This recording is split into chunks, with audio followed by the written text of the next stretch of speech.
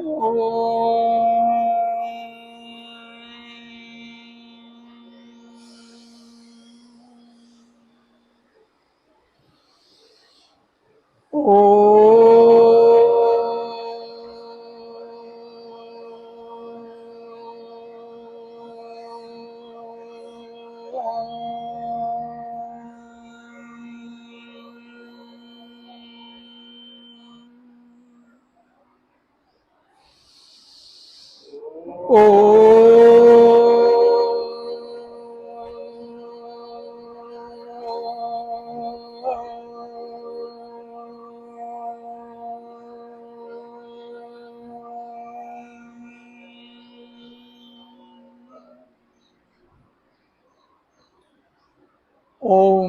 विश्वानि देव सवितर्दुरितानि पराशुव यत भद्रम तन्न आशुव। हे परम कृपाळु परमात्मा, તું અમારી અંદર રહેલા દુર્ગુણ દુર્વ્યસન આ બધાને અમારાથી કોષો દૂર કરી દે અને હે દયાળુ, જેનાથી અમારું કલ્યાણ થાય, જેનાથી અમારી આત્મિક ઉન્નતિ થાય એવા સદગુણોથી તું અમને ભરી દે। આજે વૈદિક મહાસભા દ્વારા વેદ માટેની વાતો કરવા માટે આપણે બધા એકત્રિત થયા છીએ।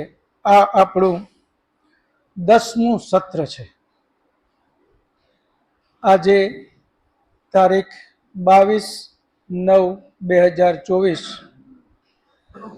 સૃષ્ટિ સંવત 1,96,08,53,125મું વર્ષ।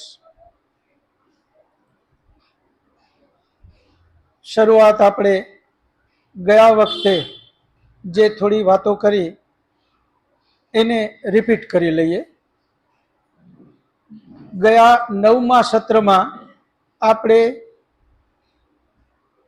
પરમાત્માના ગુણ અને કર્મ વિશે વાત કરી। એ જ રીતે આત્માના ગુણ અને કર્મ વિશે વાત કરી અને એ જ રીતે પ્રકૃતિના ગુણની વાત કરી। પરમાત્માના ગુણ એ નિત્ય છે, નિરાકાર છે, અજન્મા છે, અવિનાશી છે, સર્વત્ર છે, સર્વજ્ય છે, સર્વશક્તિમાન છે। આ બધા જ એના ગુણ છે। એ જ રીતે એના કર્મ, તો પરમાત્માના 5 કર્મ છે। એક, સૃષ્ટિની રચના કરવી,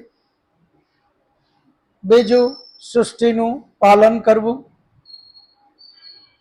અને ત્રીજું સૃષ્ટિના વિનાશ કરવો યાની પ્રલય કરવો। આ 3 કામ તો સૃષ્ટિ માટેના। એના સિવાય ચોથું કામ છે એ વેદનું જ્ઞાન આપવું। દરેક પ્રકારના સૃષ્ટિમાં જે મનુષ્યો માટે યા જીવ માત્ર માટે જે જ્ઞાનની જરૂર છે એ તમામ જ્ઞાન એમણે આપણને વેદ દ્વારા આપ્યું અને એ જ્ઞાન આપી મનુષ્યોને વિશિષ્ટ વિવેક બુદ્ધિ આપી અને પછી એમણે 5મું કામ પોતાનું મનુષ્યો દ્વારા જે કાંઈ કર્મ કરવામાં આવે છે એ કર્મનું ફળ આપવું। આ 5 કામ પરમપિતા પરમાત્માના છે। જ્યારે મનુષ્યના યાની જીવાત્માના ગુણ કયા, તો જીવાત્મા પણ નિત્ય છે, નિરાકાર છે, અજન્મા છે, એના સિવાય જે એના ગુણ છે એ પરમાત્માથી અલગ પડે છે, અને એ છે અલ્પજ્ય છે. જીવાત્મા અલ્પજ્ય છે, એને બધું જ જ્ઞાન નથી. એ જ રીતે જીવાત્મા અલ્પ શક્તિ છે. પરમાત્મા સર્વત્ર છે, જ્યારે જીવાત્મા એક દેશી છે, યાની એક જગ્યાએ રહેવા વાળો છે, એ બધી જ જગ્યાએ નથી. એમ જીવાત્મા અને પરમાત્માના ગુણોમાં થોડી સામ્યતાઓ છે અને થોડું અલગતા પણ છે. હવે વાત આવે છે એમના કર્મની. તો આપણે ગયા વખતે વાત કરી કે આપણે કર્મની અંદરમાં એક પુણ્ય કર્મ, બીજું પાપ કર્મ, ત્રીજું મિશ્રિત કર્મ અને ચોથું નિષ્કામ કર્મ. ખરેખર તો નિષ્કામમાં એક શબ્દ સકામ, પણ સકામ છે એ આ ત્રણ અંતર્ગત આવી જાય,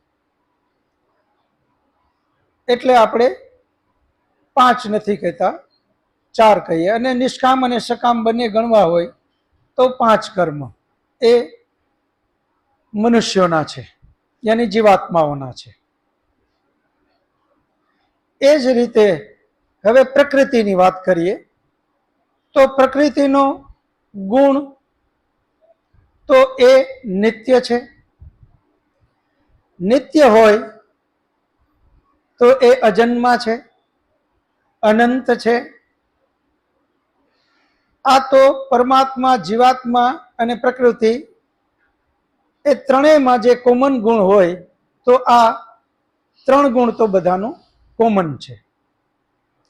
એના પછી વિશિષ્ટ ગુણ જે આપણે પ્રકૃતિનો ગણીએ તો પ્રકૃતિ સા અવયવ, યાની કોઈનો અવયવ બની શકે એવો એમાં ગુણ છે. જેમ કે આપણે પ્રકૃતિ કહીએ છીએ 3 તત્વની બનેલી: સત્વગુણ, રજોગુણ અને તમોગુણ.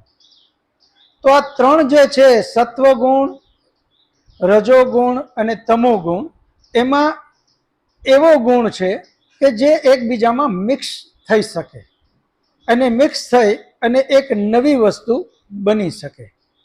આ ગુણ માત્ર પ્રકૃતિમાં છે, જે ગુણ પરમાત્મામાં નથી અને જીવાત્મામાં પણ નથી. જીવાત્મા કોઈનામાં મિક્સ થઈ શકે નહીં, એ પોતે સ્વતંત્ર સત્તાવાળો છે.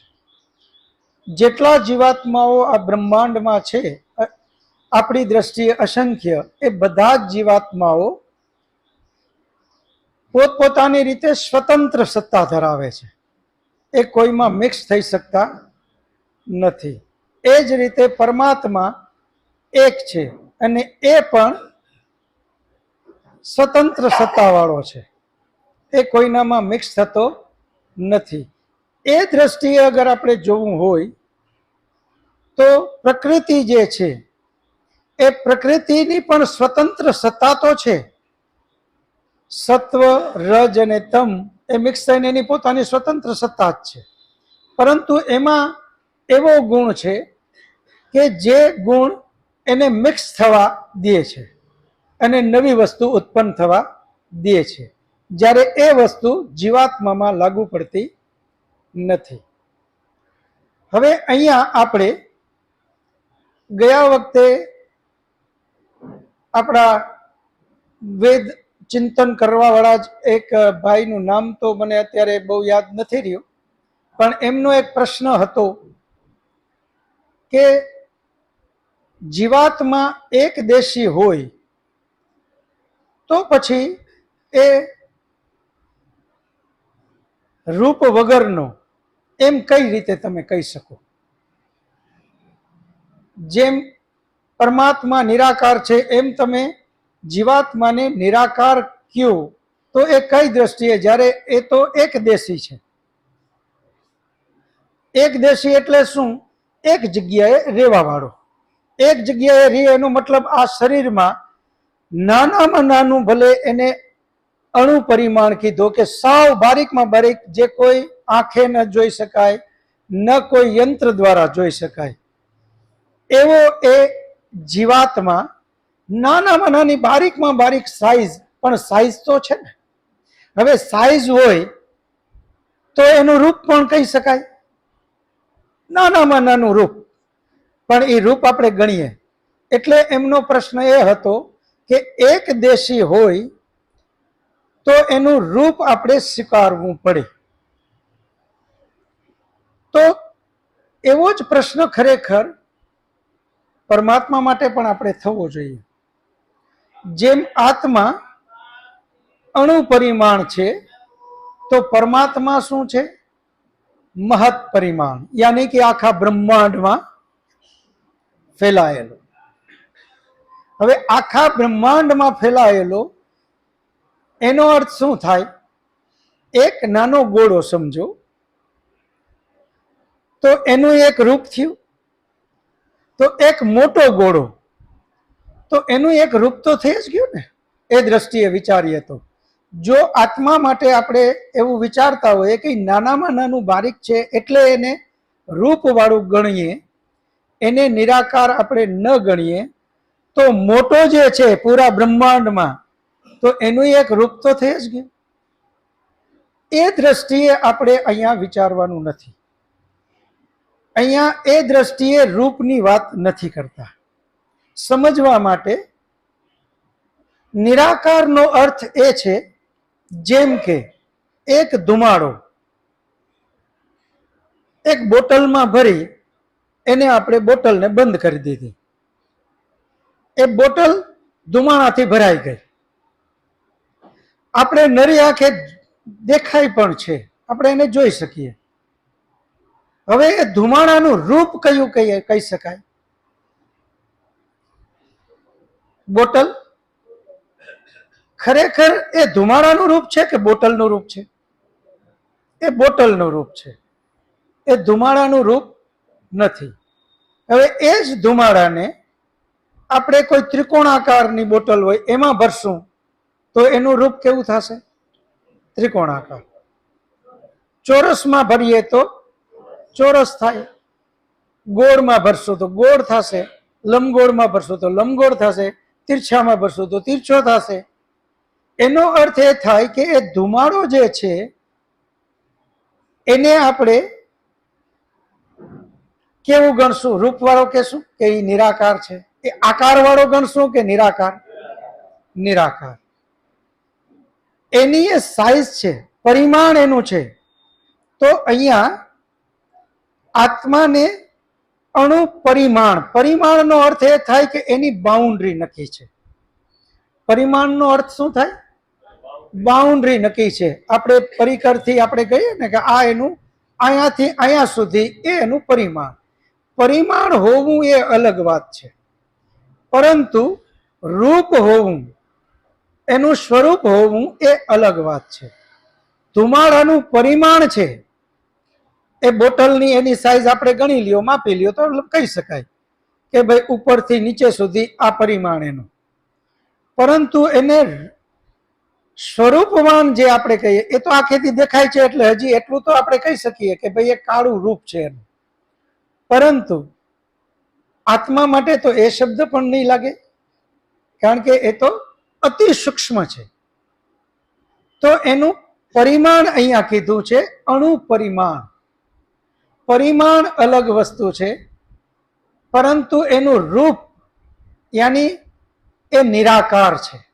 એ જ રીતે પરમાત્મા મહત પરિમાણ, એનું પરિમાણ ખૂબ મોટું છે, પૂરું બ્રહ્માંડ સમજી લ્યો, પરંતુ એનું રૂપ કયો? તો એ નિરાકાર છે.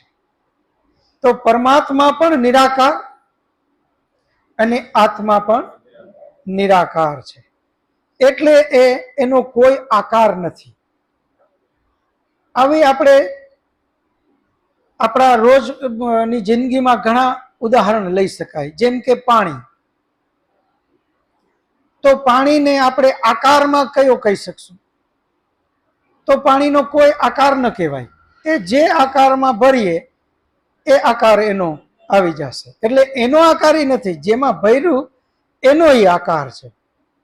ખરેખર પાણીનો કોઈ આકાર નથી. એ જ રીતે આત્મા, આત્મા જે શરીરમાં જાશે એ શરીરનો આકાર આપણે કહી શકાય. મનુષ્ય, વાંદરા, કૂતરા, બિલાડા, જે કાંઈ આપણે નાનામાં નાનું થી લઈને મોટા મોટો હાથી કે કાંઈ પણ ડાયનાસોર સુધી, એ એના શરીરનો આકાર છે. આત્મા જે છે એ નિરાકાર છે. તો અહીંયા આપણે પ્રકૃતિ એ આકારવાળી, જ્યારે આત્મા અને પરમાત્મા બંને નિરાકાર છે. હવે એક વાત બહુ મહત્વની અહીંયા સમજીએ કે આત્મા નિરાકાર હોવા છતાં એને શરીરની જરૂર છે, શરીર છે એટલે એ બે વસ્તુ મિક્સ કરી અને કંઈક ત્રીજી વસ્તુ બનાવી શકે. હવે આ જ વાત પરમાત્મા માટે જરા ચિંતન કરીએ કે પરમાત્મા નિરાકાર છે. એનો અર્થ એ કે પરમાત્માને કોઈ હાથ, પગ, આંખ, નાક, કાન, મોઢું આવું કંઈ જ નથી. હવે જો પરમાત્મા નિરાકાર હોય તો એમણે આ સૃષ્ટિની રચના કરી કઈ રીતે? આપણને કોઈ એમ કહે કે ભાઈ આ ત્રણ વસ્તુ, લોટ, ચણાનો લોટ, ઘઉંનો લોટ, બાજરાનો લોટ, આ ત્રણેય લોટ તમને આપ્યા, હવે આમાંથી તમારે મિક્સ કરીને કંઈક વસ્તુ બનાવવાની છે. તો આપણે હાથ છે એટલે થોડોક ઘઉંનો લોટ લીધો, થોડોક ચણાનો અને થોડોક બાજરાનો લોટ, આ બધાને મિક્સ કરી અને એક વસ્તુ આપણે બનાવી. તો આવું પરમાત્મા કઈ રીતે કરે? એની પાસે ત્રણ વસ્તુ પડી છે: સત્વગુણ, રજોગુણ અને તમોગુણ. આ ત્રણેય ગુણના ઢગલા એની પાસે પડ્યા છે. હવે એને સૃષ્ટિ એમાંથી બનાવવાની છે. તો કોઈ જરા ચિંતન કરો. અને આ હરેશભાઈ,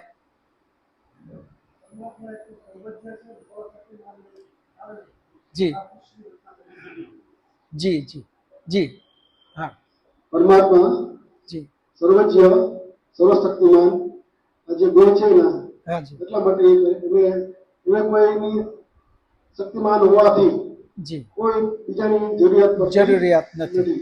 બહુ સરસ. હરેશભાઈ માટે તાળીઓ પાડો. બહુ સરસ એમનો જવાબ. પરમાત્મા સર્વશક્તિમાન હોવાથી આ બધું કરી શકે. પરંતુ હજી આપણે બહુ થોડા હજી ડીપમાં જઈએ.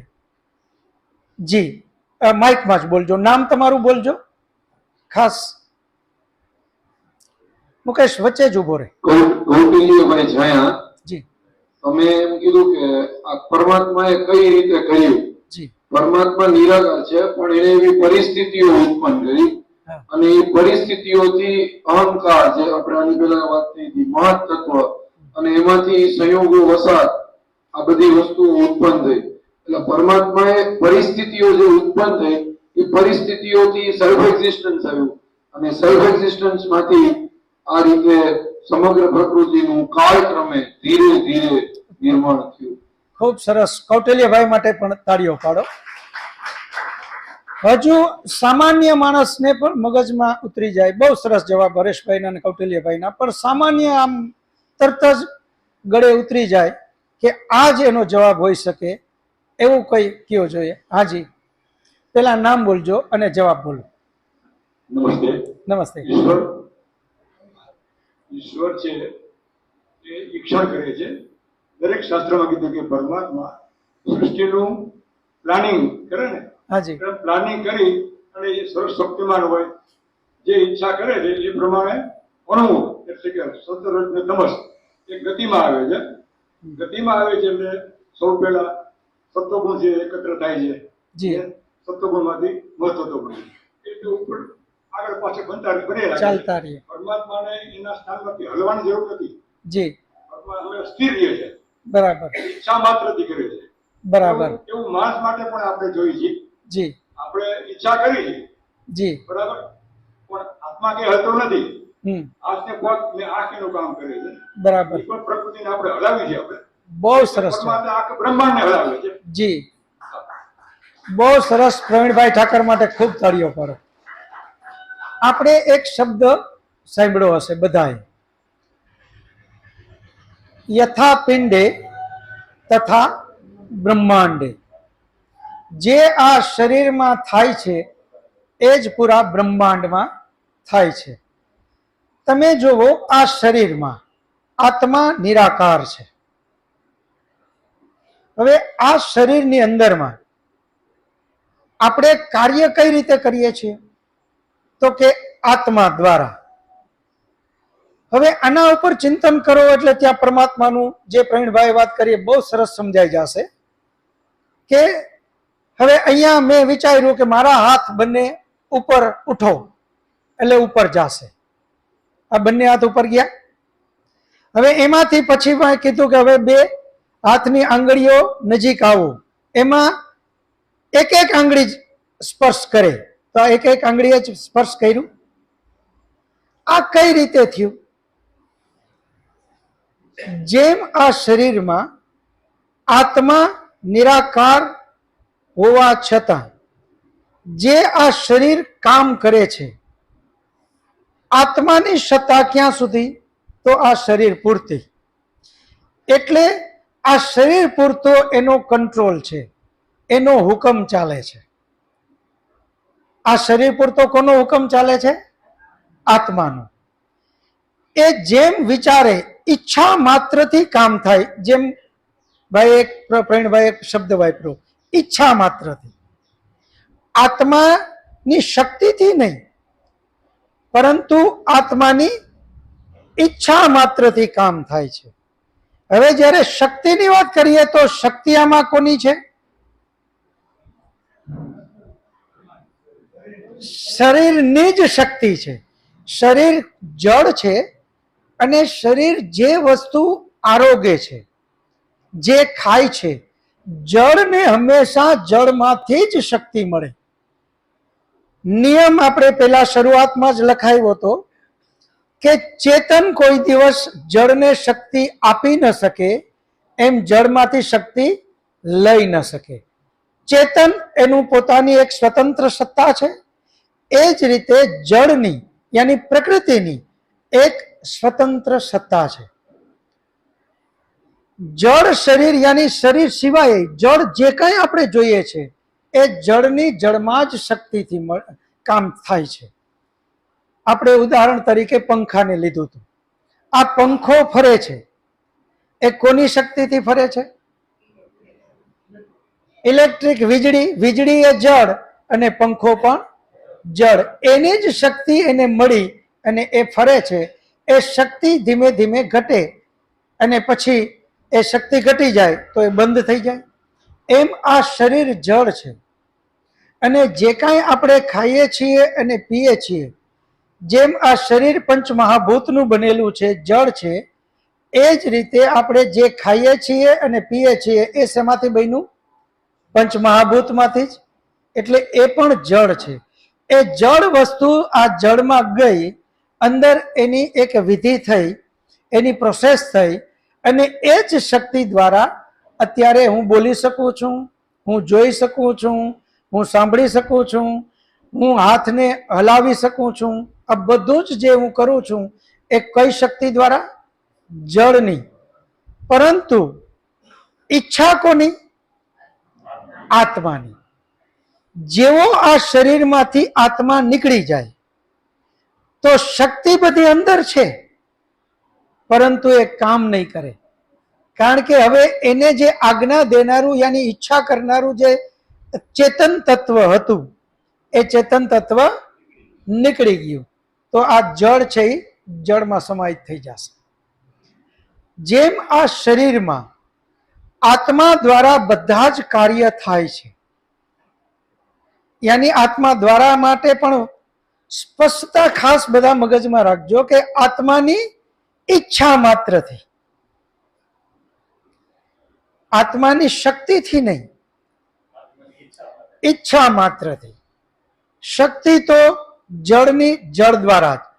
ખાવાનું બંધ થઈ જાય, ઘણા એવા રોગ આવે કે ભાઈ મહિનો 2-2 મહિના સુધી એને કાંઈ ખાધું નથી. હવે આત્મા ઈચ્છા કરે કે હાથ ઊંચો થાય, તો હાથ ઊંચો થશે નહીં, કારણ કે એને જે શક્તિ જ્યાંથી મળતી હતી એ શક્તિ મળવાની બંધ થઈ. તો હવે એ હાથ ઊંચો નહીં થાય. હા, થોડીક શક્તિ મળે છે તો હાથ ઊંચો થશે, પણ ઈચ્છા કરી કે મારે હાલવું છે તો હાલી નહીં શકે. તો શક્તિ જે મળે છે એ ખાવા અને પીવાથી જ મળે છે. શરીરને જે શક્તિ મળે છે, શરીર જળ છે અને જળમાંથી જ બધી શક્તિ લે છે. એટલે અહીંયા આ શરીરની ઉપર જે સત્તા છે એ સત્તા આત્માની છે, અને જેમ આત્માની સત્તા આ શરીર પૂરતી હોવાથી આ શરીર માટે એ જે ઈચ્છે એમ એ કરી શકે છે. પરંતુ ત્યાં પણ આત્માની મર્યાદાઓ છે. આત્મા સર્વશક્તિમાન સર્વજ્ઞ ન હોવાથી અંદરની જે સિસ્ટમ ગોઠવાયેલી છે એમાં પાછો આત્મા કઈ હસ્તક્ષેપ કરી શકતો નથી. જેમ કે હાર્ટને ચાલવું, તો હાર્ટને ચલાવવા માટે આત્માની શક્તિ નથી, યાની ઈચ્છા પણ ન ચાલે. ત્યાં હું એ દ્રષ્ટિએ શક્તિ કહું છું. નહીતર તો એક પણ આત્મા એવું ઈચ્છે નહીં કે મારું હાર્ટ બંધ થાય. તો એ વ્યવસ્થા કોની છે? તો પરમાત્માની. આંખમાં જે દેખાય છે અને એ જે કઈ સિસ્ટમ અંદર ગોઠવાયેલી છે એ વ્યવસ્થા કોને ગોઠવી છે? પરમાત્માએ. આ બધી જ વ્યવસ્થા પાછી પરમાત્માની ગોઠવાયેલી છે. ત્યાં આત્માનું ના ચાલે. હા, આત્માને જે સીમિત મર્યાદિત જે એને જે આપેલું છે એ મર્યાદિત વસ્તુ એ કરી શકે છે. જેમ આ શરીરમાં આત્મા દ્વારા નિરાકાર હોવા છતાં નથી, એને આંખની જરૂર, આત્માને આંખ નથી, આત્માને કાન નથી, આત્માને કોઈ વસ્તુ આત્મા પાસે નથી, પરંતુ એ ઈચ્છા કરે અને ઈચ્છા માત્રથી જેમ હાથ ભેગા થાય, પગ ભેગા થાય, એ રીતે પૂરા બ્રહ્માંડમાં પરમાત્મા છે, એની સત્તા છે. એક ઢગલો સત્વનો પડ્યો છે, એક ઢગલો રજનો પડ્યો, એક ઢગલો તમનો પડ્યો. એની સત્તા બધે જ હોવાથી જેમ અહીંયા આત્મા એવું ઈચ્છે કે ડાબો હાથ ઊંચો થાય તો ભાઈ ડાબો હાથ જ ઊંચો થશે. પછી કે એને નીચો કરી દો. હવે એમ કે જમણો હાથ ઊંચો થા તો જમણો, પછી કે પગ ઊંચો થા તો પગ ઊંચો થશે, પછી એમ કે માથું હલાવો તો માથું હલશે. એમ એની સત્તા આ શરીર પૂરતી હોવાથી શરીરમાં જેમ કામ આત્માનું થાય છે એ રીતે પરમાત્માની સત્તા આ પૂરા બ્રહ્માંડમાં હોવાથી માત્ર એ ઈચ્છા કરે કે આ સત્વગુણના ઢગલામાંથી આટલા સત્વગુણમાં આટલા જુદા પડો, એટલે ઓટોમેટિક ચાલતા થાય ઈચ્છા માત્રથી. કારણ કે સત્વગુણમાં એની પોતાની શક્તિ પડેલી છે. જેમ અહીંયા આપણે એમ કહીએ છીએ કે આ હાથ ઊંચો થા, એ આત્મા ઈચ્છા માત્ર કરે અને એની જ શક્તિથી ચાલે છે હાથ. એ જ રીતે સત્વગુણ જે ચાલે એ એની શક્તિથી જ ચાલે, પરંતુ ઈચ્છા કોની? પરમાત્માની. રજોગુણમાં પરમાત્માએ ઈચ્છા કરી કે એ ઢગલામાંથી આટલું જ અલગ પડે, એટલે ઓટોમેટિક એટલું જ ઈચ્છા માત્રથી એટલો ભાગ જુદો પડે અને એ સત્વગુણનો જુદો પડેલા ભાગ બાજુ ચાલે. અને એ જ રીતે તમોગુણના ઢગલામાંથી જ્યારે પરમાત્માએ ઈચ્છા કરી કે આટલું અલગ પડો એટલે એમાંથી અલગ પડી અને ત્રણેય મિક્સ થાય તો એ મિક્સ થયા. તો પરમાત્માની ઈચ્છા માત્રથી સત્વગુણ, રજોગુણ અને તમોગુણ એ ત્રણેય એમાંથી અલગ પડે અને એ મિક્સ થાય અને એમાંથી આગળ આગળ આગળ આગળ એ ઈચ્છા માત્ર કરતા જાય અને એ પ્રકૃતિ એનું કામ કરતું જાય. પણ પ્રકૃતિ જે ચાલે છે, જે કાંઈ, એ શક્તિ કોની? શક્તિ કોની?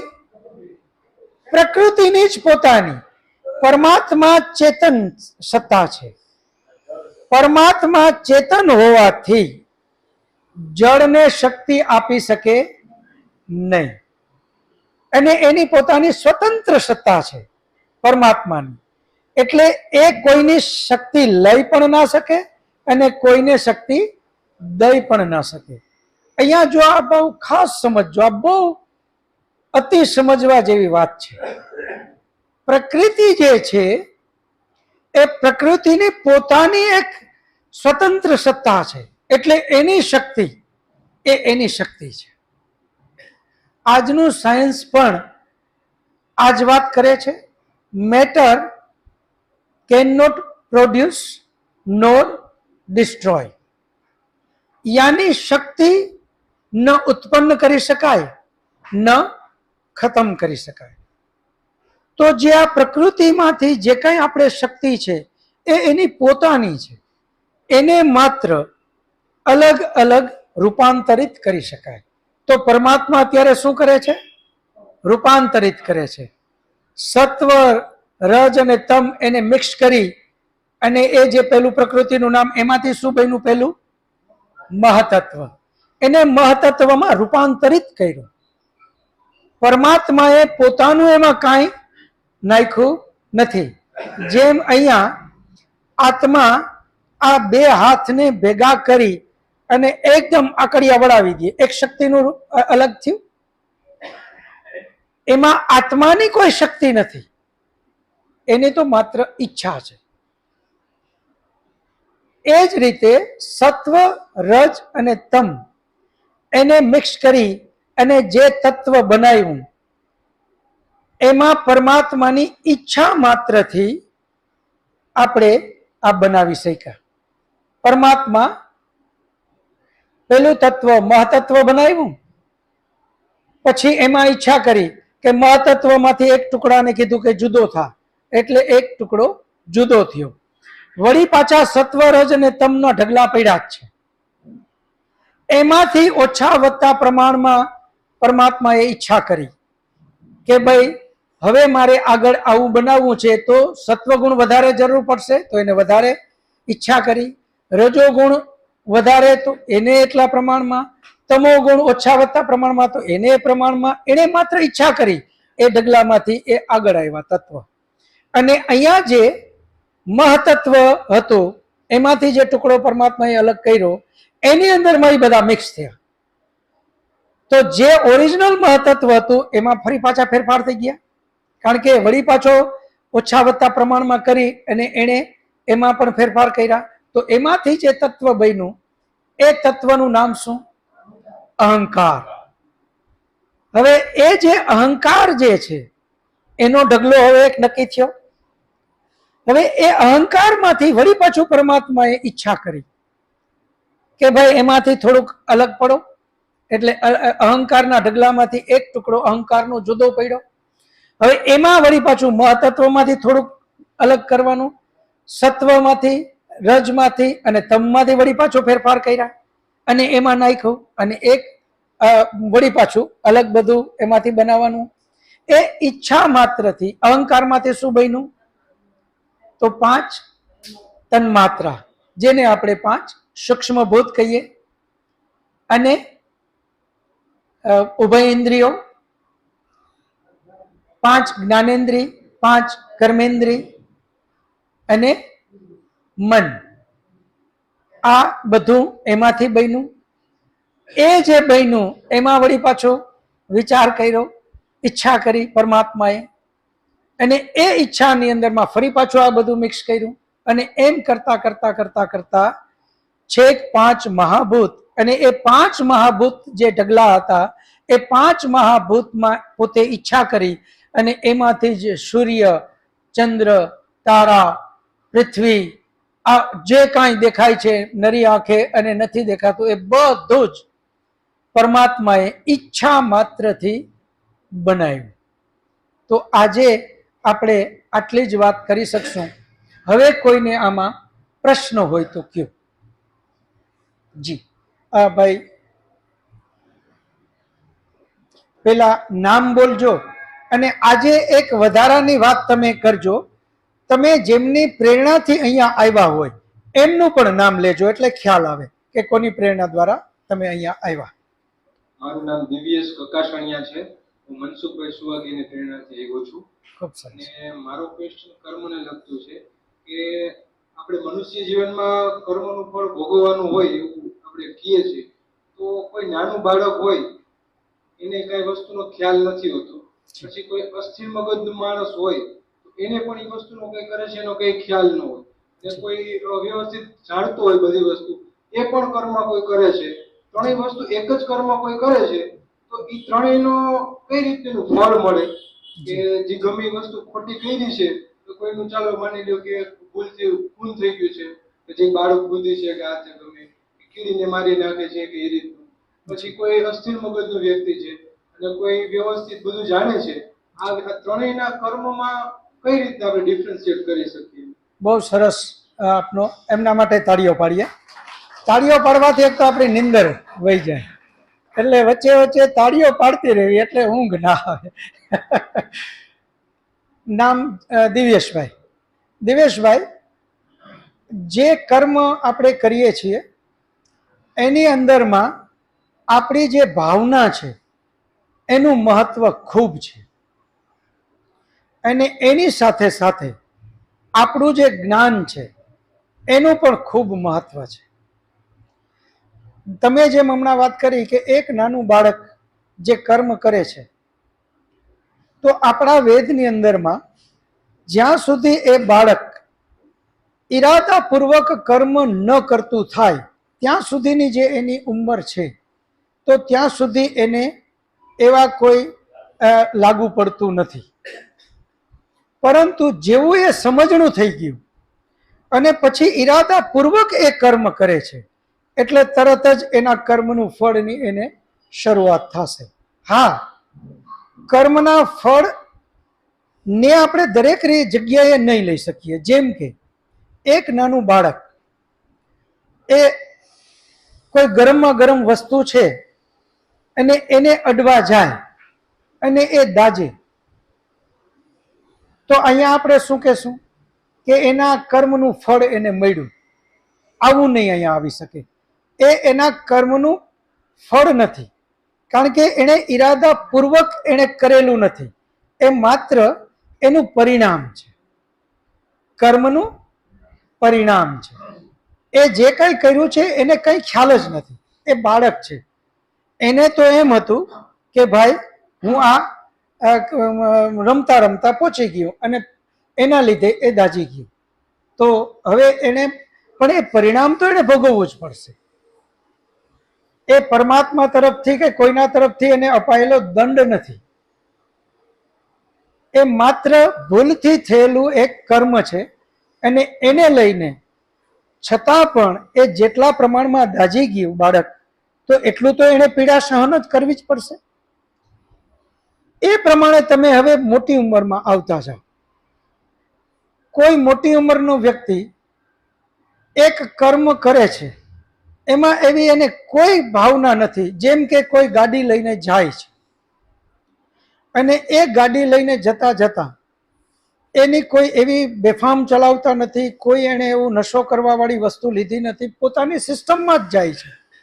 ઓચિંતું કોઈ પક્ષી યા પ્રાણી યા મનુષ્ય કોઈ પણ ઓચિંતું એટલું જલ્દી આવી ગયું કે એને સમય જ ના રહ્યો કે એને બચાવી શકે, અને એ એક્સિડન્ટ થઈ ગયો. એમાં એને પોતાને કોઈ નુકસાની આવે, આવું બને, એમ સામેવાળી વ્યક્તિને પણ નુકસાની આવે, આવું પણ બને. તો આવે વખતે પરમાત્મા સર્વજ્ઞ છે, પરમાત્મા જ્ઞાનનો ભંડાર છે. એનો જે કર્મનું ફળ આપવાનું અથવા તો કર્મનો સિદ્ધાંત છે એ જ્ઞાનથી ભરેલો છે. એને પરમાત્માને ખબર છે કે આ જે વ્યક્તિ જેના દ્વારા એક્સિડન્ટ થયું એમની એવી કોઈ ભૂલ નથી. તો અહીંયા બી એક વ્યક્તિનું મૃત્યુ થઈ ગયું.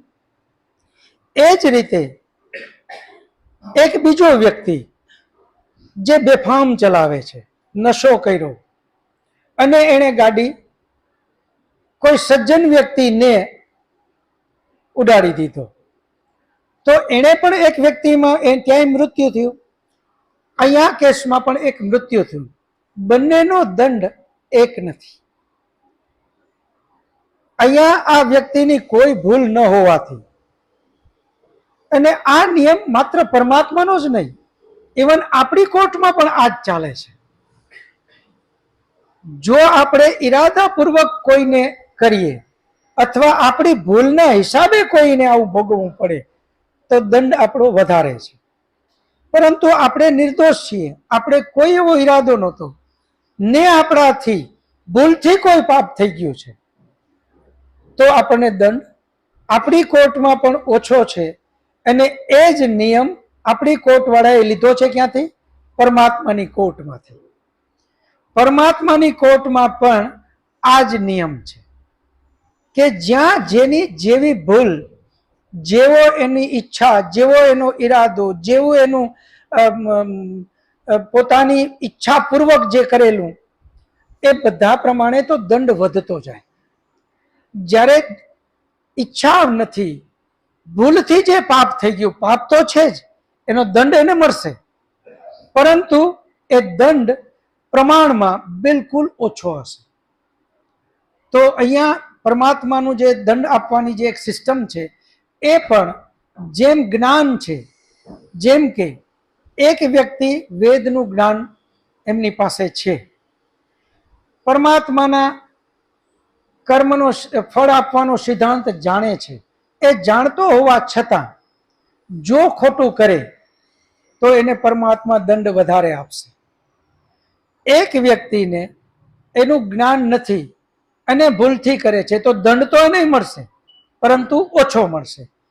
જેમ જેમ ઈચ્છાપૂર્વક જાણતા હોવા છતાં પાપ કરે તો દંડ વધારે, અને ઈચ્છા નથી, નિર્દોષતામાં પાપ થાય તો દંડ ઓછો. આ પરમાત્માનો કર્મફળ આપવાનો સિદ્ધાંત છે.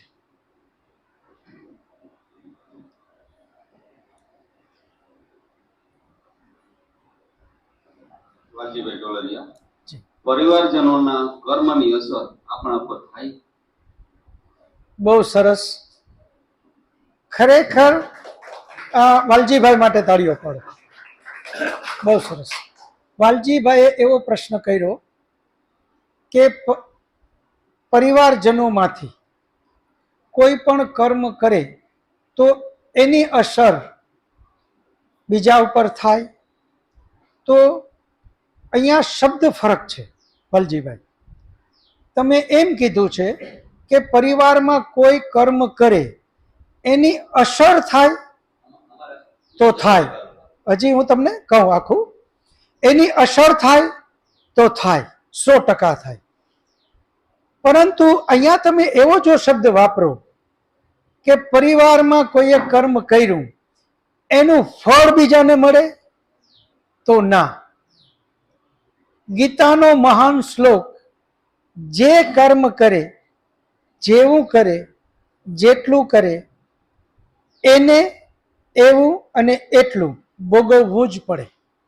અહીંયા જો શબ્દ ફરી જશે, કર્મ એનું ફળની વાત હોય તો જેણે જે કર્મ કર્યું એને જ એનું ફળ મળે.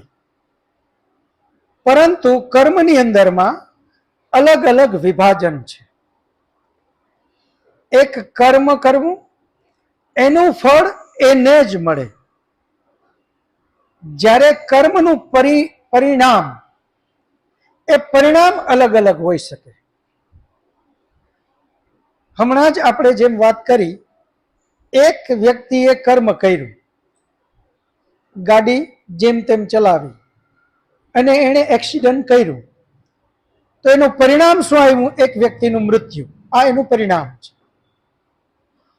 ફળ એ ડ્રાઈવરે જ ભોગવવું પડશે, પરંતુ એ વ્યક્તિના મૃત્યુથી હવે પરિણામ પછી આગળનો શબ્દ છે પ્રભાવ.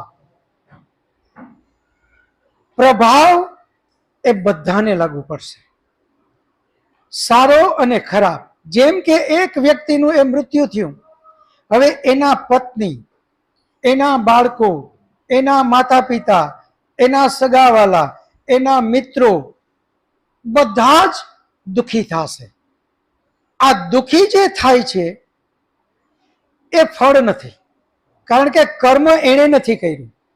કર્મ કર્યું છે ટ્રકના ડ્રાઈવરે, તો ફળ માત્ર ટ્રકના ડ્રાઈવરને જ મળે. જ્યારે આ બધા છે એને શું કહેવાશે? એના કર્મનો પ્રભાવ. પ્રભાવમાં આ બધા જ આવ્યા. એ જ રીતે સારા કર્મનું એનો પણ પ્રભાવ. એક પરિવારમાં એક વ્યક્તિ એટલા બધા સરસ કર્મ કરે છે અને એનો લાભ બાકીના નહીં મળે છે. એનું કામ બધે થઈ જાય, એનો વારસો એને મળવાનો છે, પૈસે સુખી સંપન્ન છે. મહેનત કોણે કરી છે? એક વ્યક્તિએ. અને આખા પરિવારને એનું સુખ અને શાંતિ મળશે. તો એ એનો પ્રભાવ છે. કર્મનું ફળ જ્યારની વાત આવશે તો એ આને જ માત્ર મળશે. એ જ રીતે એ જ પરિવારમાં એક વ્યક્તિએ કુકર્મ કર્યું, તો કુકર્મ તો એ વ્યક્તિએ કર્યું, અને કુકર્મ કરવાનું પરિણામ શું? તો એણે જે કર્મ કર્યું અને એનાથી જે નુકસાની જેને આવી એ પરિણામ છે. પણ પ્રભાવ શું? હવે એ ભાઈ જશે જેલમાં, પણ પ્રભાવમાં તો બાકીનો આખો પરિવાર બદનામ થશે. આખા પરિવારે એ નુકસાનીઓ ભોગવવી પડશે, આખા પરિવારને નીચું જોવા જેવું થશે. સત્કર્મનો પ્રભાવ, બધાને લાભ, બધાને એનો એમાંથી સુખ શાંતિ, આમ પોતાનું નામ મોટું થયું, આ બધું જ એ પ્રભાવ છે. અહીંયા કુકર્મ કરી એનોય પ્રભાવ છે. તો પ્રભાવ જે તમે અસર કીધી, અસર બધાને થશે, એ પ્રભાવના રૂપે છે. પરંતુ કર્મનું જે ફળની વાત છે, તો ફળ માત્ર જેણે કર્મ કર્યું એણે જ ભોગવવાનું છે. ટ્રક ડ્રાઈવરે કર્મ કર્યું, એનું પરિણામ એક યુવાનનું મૃત્યુ, એનો પ્રભાવ એની આજુબાજુ બધા જ દુખી. હવે એ બધાનું પાપનો દંડ પરમાત્મા સરવાળો કરી અને કોને આપશે? ડ્રાઈવરને. એના કર્મનું ફળ આપવાની પણ જુઓ તમે કેટલી બધી એમની ચીવટ છે. હવે અહીંયા જે યુવાનનું મૃત્યુ થયું, હવે આગળ એને સુખ મળવાનું હતું, આગળ એને આનંદ મળવાનો હતો, એનું શું? તો આપણી દ્રષ્ટિએ એ યુવાનનું મૃત્યુ આપણે ગણીએ છીએ. પરંતુ આપણે બધા જ જાણીએ છીએ આત્મા કોઈ દિવસ મરતો જ નથી. તો પરમાત્મા એના સત્કર્મનું ફળ રૂપે એ યુવાનને બીજી ખૂબ સારી જગ્યાએ જન્મ આપશે, અને ત્યાં અહીંયા જે એને સુખ મળવાનું હતું એ બધું જ સુખ ત્યાં એને મળી જશે. એટલે ત્યાં એ યુવાનને જે નુકસાની હતી એ ભરપાઈ થઈ ગઈ. આ યુવાનના જવા પછી જે એના દ્વારા એના પરિવારને, એના પત્નીને, એના બાળકોને જે સુખ મળવાનું હતું, એને બદલે એ બધા જ એ સુખથી વંચિત રહ્યા અને દુખી થઈ ગયા ઉલટાના. એ યુવાનના જવાથી માતા પિતાથી લઈને બધા જ દુખી થયા. તો હવે એ જે દુઃખ આવ્યું એ લોકોના કર્મનું ફળ નથી, એ તો આના એક ટ્રક ડ્રાઈવરના કર્મનો પ્રભાવ છે. એ એનું ફળ નથી. બધી જ જગ્યાએ ફળ ન સમજી લેવું કે હાલો આને આમ થયું તો એનું કોઈ આગલું કર્મ છે ને એના હિસાબે એને ફળ ભોગવું. આપણે મોટા ભાગે આવા શબ્દો વાપરીએ છીએ, પરંતુ બધે જ કર્મનું ફળ હોતું નથી. એ બીજાના કર્મનો પ્રભાવ છે. એટલે પરમાત્મા એને જે કારણ વગર જે નુકસાની આવી ગઈ, જે એને દુઃખ આવી ગયું, તો હવે એને શું કરશે? એ લોકોને બધાઈને જે પ્રભાવમાં આવ્યા એના માટે. અને પ્રભાવમાં આવવું એનો અર્થ એ નથી કે એ જેટલા દુઃખી થાય એટલું એને ભગવાન માઇનસ કરી દેશે, નહીં. અહીંયા બી પરમાત્માનું એક નિયમ છે. એક દુઃખમાં એક વ્યક્તિ ખૂબ જ દુઃખી થઈ જશે, બહુ જ દુઃખી થઈ જશે અને ખૂબ રડશે કે ઓહો, મને તો આ દુઃખ આવી પડ્યું ને આમ થઈ ગયું ને તેમ થઈ ગયું. અને એ જ દુઃખમાં બીજો વ્યક્તિ થોડો ઘણો દુઃખી થશે, અને એ જ જગ્યાએ એક સંત જેવા કોઈ ત્રીજા વ્યક્તિ છે તો બિલકુલ દુઃખી નહીં થાય. તો અહીંયા બી એ દુઃખ જે આવ્યું છે એના માટે પરમાત્મા એ રીતે નથી બંધાયેલો કે કોણ કેટલું દુઃખી થયું એટલે એટલું દુઃખ એને આગળ બાદ કરી દેવું, એવું નથી. પરંતુ પરમાત્મા જોવે છે કે હા, આ જે વ્યક્તિ યુવાનના મૃત્યુથી એના પરિવારમાં આટલી આટલી મુશ્કેલીઓ આવી, જે વ્યાજબી મુશ્કેલી છે એની દ્રષ્ટિએ, કે એ જે મુશ્કેલીઓ એ જે આવી છે અને એના હિસાબે જે એ દુઃખી થયા, તો એ કારણ વગર જે દુઃખી થયા એટલું જે દુઃખ છે એણે આગળ પૂર્વે જે પાપ કર્મ કરેલા હશે અને પરમાત્માએ એને એના પાપનો દંડ આપવાનો છે. અહીંયા એને કારણ વગર દુઃખ ભોગવી લીધું, એટલું એને એ જે દંડ આપવાનો છે ત્યાં માઇનસ કરી નાખશે. એટલે એના પણ બધાના દુઃખનો હિસાબ ત્યાં એને ક્લિયર કર્યો. તો ટ્રક ડ્રાઈવરને પણ એનો દંડ મળી જશે, પેલો જે પરિણામ આવ્યું એ વ્યક્તિને પણ એનું જે કંઈ કર્મ છે એના પ્રમાણમાં એને ફળ મળી ગયું. પ્રભાવ જે ભોગવનાર જે પરિવાર છે અથવા તો છે એ લોકોએ જે દુઃખ ભોગવ્યું એનું પણ કમ્પન્સેશન એ પરમાત્મા એને આપી દે છે. એટલે એ રીતે આખો ઈશ્વરનો ન્યાય છે. એક પરિવારમાં કોઈ વ્યક્તિ સારું કરે તો એનો પ્રભાવ પણ બધાને આવે. એટલે એ વ્યક્તિ કર્મ કરવામાં સ્વતંત્ર હોવા છતાં એ સ્વતંત્રતા માત્ર એટલી છે કે એ સ્વતંત્ર પોતાની રીતે વિચારીને કરી શકે, પરંતુ સ્વતંત્રતાનો મતલબ સ્વચ્છંદી નથી કે ઈચ્છે એમ કરી શકે, એવું નથી. નહીતર પૂરો પરિવાર પણ દુઃખી થાય અને એને પણ એનો ભોગ ભોગવવું પડે. સ્વતંત્રતાનો મતલબ આપણે ડ્રાઇવિંગ કરવા સ્વતંત્ર છીએ, આપણી ઈચ્છા થાય એટલે આપણે ગાડી લઈને નીકળીએ, પરંતુ એ સ્વતંત્રતાનો મતલબ એ નથી કે આપણે ગમે તેવી સ્પીડમાં ગમે તે રીતે મંડીએ ચલાવવા તો ત્યાં કાયદો લાગુ પડે. નો એન્ટ્રીમાં નથી જવાનું. સ્વતંત્રતાનો મતલબ આપણે નો એન્ટ્રીમાં પણ વયા જઈએ એ નથી, તો ત્યાં દંડ ભોગવવો પડે. તો પરમાત્માએ પણ આ જ રીતે આપણને કર્મ કરવામાં સ્વતંત્ર કર્યા પછી આપણને વિશિષ્ટ વિવેક બુદ્ધિ આપી અને એમના નિયમ મુજબ આપણે કર્મ કરવાનું છે અને એ પ્રમાણે જ આપણે આગળ ચાલવાનું છે. તો આપણને બધાને એ નિયમમાં બંધાયેલા છે. એ પછી આગળ કોઈ પ્રશ્ન હોય તો. શરીર છોડે છે તો એ જીવાત્મા શરીર છોડ્યા પછી જીવાત્મા ક્યાં જાય છે એનું પ્રમાણ. બહુ સરસ ભરતભાઈ કાનગરનો પ્રશ્ન. જીવાત્મા શરીર છોડે છે પછી એ ક્યાં જાય એનું પ્રમાણ આપો, એમનો આ પ્રશ્ન છે. તો ભરતભાઈ, આનો વૈદિક દ્રષ્ટિએ એવો જવાબ છે, એમણે પર્સન્ટેજ આપ્યા છે વેદમાં પરમાત્માએ. 50-50%, 50% પુણ્ય અને 50% પાપ જે મનુષ્ય શરીરમાં આત્મા છે એમણે કર્યા હોય ત્યાં સુધી એનો મનુષ્ય જન્મ થાય. 50% પુણ્ય અને 50% પાપ તો મનુષ્ય જન્મ. 50%થી ઓછા પુણ્ય અને ઉલટાના વધારે પાપ તો એ મનુષ્ય બને નહીં, એ બીજી બધી ઇતર યોનિમાં જાય.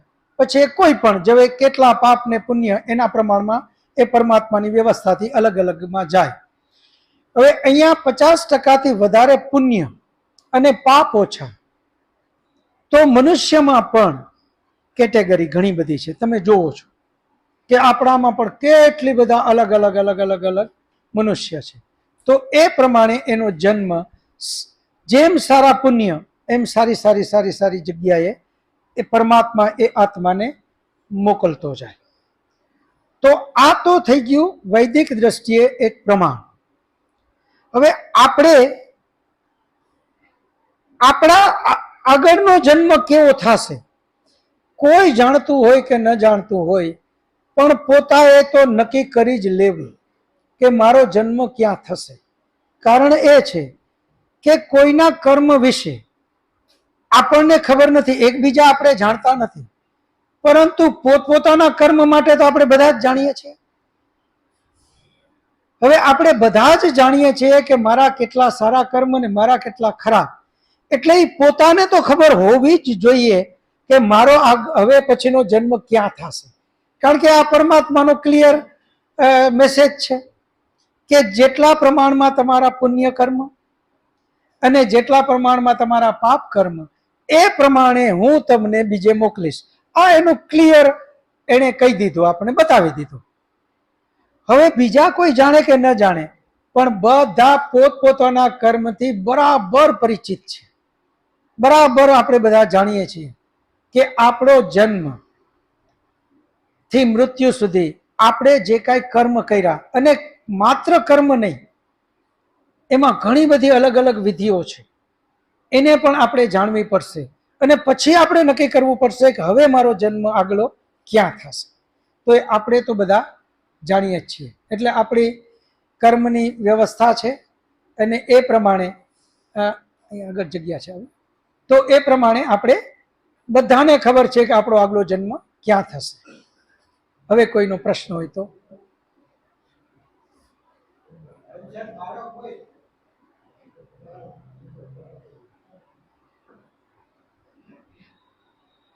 પરમાત્માએ બધી વસ્તુઓનું જુદા જુદા પદાર્થ તમારું નામ બોલજો. ગોવિંદભાઈ સાવલિયા. પરમાત્માએ બધા પદાર્થમાંથી જુદી જુદી વસ્તુનું નિર્માણ કર્યું, પરંતુ આપણે ઘણી વખત સાંભળીએ છીએ કે ફલાણી વ્યક્તિએ પાણીની અંજી ભરી અને મંત્ર બોલી અને એનો જે કંઈ ઉત્પન્ન કર્યું, નિર્માણ કર્યું, તો મંત્રથી કંઈ ઉત્પન્ન થાય કે નિર્માણ થાય ખરું? બહુ સરસ. ગોવિંદભાઈ સાવલિયા માટે પણ બધા તાળીઓ પાડીએ. બહુ સરસ. એમનો પ્રશ્ન એ છે કે ભાઈ મંત્રોની અંજલિ આપી, મંત્રો બોલી અને કાંઈ નવું સર્જન થઈ શકે ખરું? તો એનો સીધો જવાબ હું નહીં આપું. એટલા માટે તમે બધા બહુ સારી રીતે સમજો છો કે અલગ અલગ સમાજમાં, અલગ અલગ સંપ્રદાયોમાં ઘણી બધી માન્યતાઓ છે. એ માન્યતાઓને આપણે સીધો જવાબ નથી આપવો. આપણે એને સત્યનું જ્ઞાન આપવું જરૂર છે. એટલે વેદમાં આના માટે શું વાત કરે છે સ્વયં પરમાત્મા, એ હું તમને કહું. જો વેદની અંદરમાં 3 તત્વ નિત્ય કીધા. એક સ્વયં પરમાત્મા, બીજા જીવાત્માઓ અને ત્રીજી પ્રકૃતિ, જે નિત્ય છે. સત્વ, રજ અને તમ રો મટીરિયલના રૂપમાં પરમાત્માએ નથી બનાવ્યા. સ્વયં પરમાત્માએ એમ કીધું કે આ નિત્ય છે. સત્વગુણ, રજોગુણ અને તમોગુણ, જે આ બધું નરી આંખે જે કાંઈ આપણે દેખાઈએ છીએ એનું મૂળ રો મટીરિયલ કયું? સત્વગુણ, રજોગુણ અને તમોગુણ. અને એનો પણ બનાવનારો કોઈ નથી. એ નિત્ય છે, યાની કાયમી છે. પરમાત્મા સર્વશક્તિમાન હોવા છતાં એણે એમ નથી કીધું કે મેં આમ કરી અને આ બનાવી નાખ્યું. એણે પણ એમ કીધું કે આ નિત્ય છે અને મારી પાસે એ રો મટીરિયલના રૂપમાં કાયમી માટે પડેલું, જ્યારે મારે આ પ્રકૃતિ બનાવવી છે, સૃષ્ટિનું ઉત્પન્ન કરવી છે, એટલે એ રો મટીરિયલને લઈ અને હું સૃષ્ટિ બનાવું છું. તો એનો અર્થ એવો નથી કે મંત્ર દ્વારા આ ન બની શકે. હવે એને તમે સમજો. આપણે લોકો કેમેસ્ટ્રી, ફિઝિક્સ, બાયોલોજી આ બધાના સૂત્રો જાણીએ છીએ અને એ સૂત્રોનો ઉપયોગ કરી ને આપણે એક નવું સર્જન કરીએ છીએ. કેમેસ્ટ્રીની અંદરમાં તમે અલગ અલગ કેમિકલ્સ અને એને મિક્સ કરીને એક નવું બનાવો છો. એ કેમાંથી બનાવો છો? તો કે એના મંત્રના રૂપમાં આપણે સૂત્રને લઈ લ્યો. એ સૂત્રને જાણ્યું, એ સૂત્રનું અધ્યયન કર્યું અને એ સૂત્ર શું કહેવા માંગે છે એ બરાબર સમજી અને એનો ઉપયોગ કરી અને એ નવું સર્જન કરી શકાય. એ જ રીતે મંત્રોને બરાબર સમજે, કારણ કે જે કાંઈ સાયન્સ યા જે કાંઈ આ વસ્તુઓ છે એ આવી ક્યાંથી? જ્ઞાન મંત્ર દ્વારા. તો એ મંત્રને બરાબર સમજે, એનું પૂરેપૂરું અધ્યયન કરે અને પછી એ મંત્રમાં કીધું એ પ્રમાણે એ બધું જ જ્યારે બનાવે તો એ મંત્રના જે ઉપયોગ કરી અને એ નવી વસ્તુ બનાવી શકે. હવે અહીંયા ખાલી જે ઝીણવટ ભરેલો ભેદ છે એને તમે બધા સમજી શકો છો. જ્યાં ભેદ જે છે બસ એના પૂરતું તમે સમજો કે જ્યાં એમ કહેવામાં આવ્યું કે આ મંત્રને શક્તિથી આપણે આ બધું બનાવ્યું, તો એને સમજજો કે એને બરાબર એને મંત્રોને અભ્યાસ કર્યો, એનો અભ્યાસ કરી એને જીવનમાં આચરણમાં લીધું, એ જીવનના આચરણમાં લઈને એ પ્રમાણે એને કીધું એમ કર્યું તો એ થયું. એ મંત્ર શક્તિ છે. એક ઉદાહરણના રૂપમાં, થોડું 4 મિનિટ અતિક્રમણ છે પણ હું એક ઉદાહરણથી પૂરું કરીશ. મુકેશ, હિતેશ ત્યાં સુધીમાં ફોટા લઈ લેજો. એક ઉદાહરણના રૂપમાં જ્યારે પાંડુ રાજાને, પાંડવ પક્ષમાં એક મૃત્યુ થઈ ગયું બધા રાજાનું અને પછી રાજ ચલાવનાર કોઈ ન રહ્યા, તો જે મત્સ્યગંધા ભીષ્મના જે માતાજી હતા એમણે ભીષ્મને બોલાવ્યા અને એમ કીધું કે હવે કોઈ રાજને વંશ આપનારો જ કોઈ રાજા ન બચ્યો, તો હવે એક દીકરા તરીકે તારી ફરજ છે આ વંશને આગળ ચલાવવું અને બે જે આ મહારાણી છે આ રાજની, એ મહારાણીને પુત્ર તારે આપવાના છે. તો એવી વખતે ભીષ્મ પિતાએ એમને એમ કીધું કે હે માતા, તમારી આજ્ઞા શિરોમાન્ય છે, પરંતુ મેં આ જીવન બ્રહ્મચર્યનું વ્રત લીધું છે એટલે હું આ મારું વ્રત તોડી શકું એમ નથી. હવે એ જ ભીષ્મ પિતા ગાંધારીને આશીર્વાદ આપે છે અને એને એમ કીધું કે સત પુત્ર ભવા, અને એને 100 દીકરા થયા, કારણ કે એની પાસે એનો પતિ છે અને એના પતિ દ્વારા એને 100 દીકરા થયા. અહીંયા તમે વિચાર કરો, જો માત્ર કઈ બોલવાથી થાય તો ભીષ્મ પિતા કોઈ કમ નથી. ભીષ્મ પિતા એટલા શક્તિશાળી છે કે સ્વયં કૃષ્ણ ભગવાન પણ એનો આદર કરતા હતા. એટલા એ શક્તિશાળી અને એટલા એ પોતે મહાન હતા. જો માત્ર બોલવાથી જ આ બધું થઈ શકતું હોત તો એને આ વાત કરવાની જરૂર નહોતી કે મારે આ જીવન બ્રહ્મચર્યનું વ્રત છે.